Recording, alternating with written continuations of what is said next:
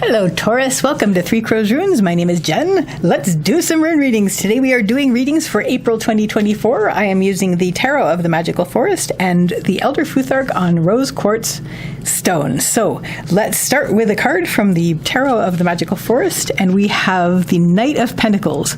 So you are riding forth this month.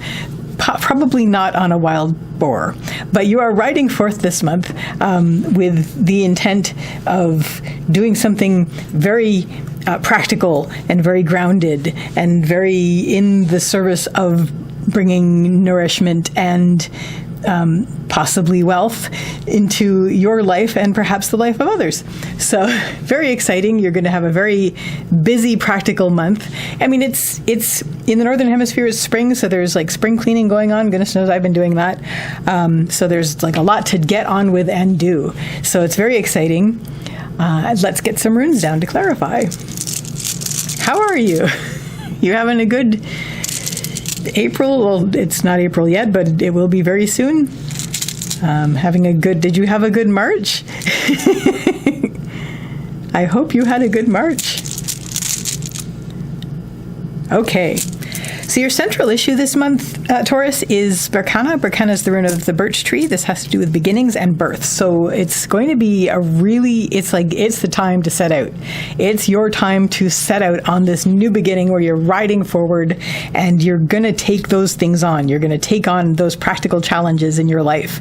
Why do I say challenges? Because you have made this decision. You've already done it. We have Thurizaz leading up to this. So Thurizaz is the rune of the challenge. This is the thorn, the giant, the gateway. It is upright, so it's not an impossible challenge. The door is open. So you have already taken that step. You're like, this is going to be the time. I'm going to do these things. And so you have taken on this challenge, and this is your beginning of it. You will probably be able to take care of most of what you want to do this month, but I'm jumping ahead. So it's good. It's good.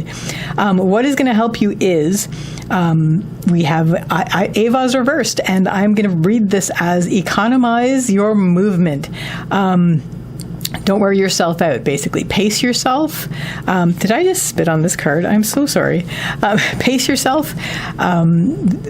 Avaz is the horse. The horse has to do with movement and also spirit. When it's upright, it's galloping. When it's reversed, there's going to be a lot of inner movement. You're going to be doing a lot of planning. Like you're going to be doing all of your running around is going to be internal. But you definitely want to economize your outward movement so that you don't wear yourself out, because there's a good chance that you might if you take on too much at once. But again, I'm jumping ahead. What is going to help you is basically do all the running around in your head. Do all the running around internally so you don't physically wear yourself out. Also connect with spirit inwardly. I think this is going to help you like sort of just take this on as part of your inner path kind of thing. It's like, this is what we're going to be doing, and it's like as within, so without. So you've got like, as I'm cleaning things up inwardly, then this is going to help me clean things up outwardly, for example. But mostly what this is basically saying is do your planning, get everything set up and run around and do your set things up inside before you step out and just run around, so that you're not wearing yourself out or spreading yourself too thin. What isn't going to help is we have Kaunas, which is the rune of the torch or the fire. It's upright, so it's expanding, it's expansion and opening out. Basically just saying don't take on too much at once. These are always opposites. So this will always drag you down if you let it. This will be the antidote to this if you let it. So it's basically things getting out of hand, like taking on too much, basically letting things get more to the point where you're going to be exhausted before you finish what you need to do. And that's why this is giving you the suggestion.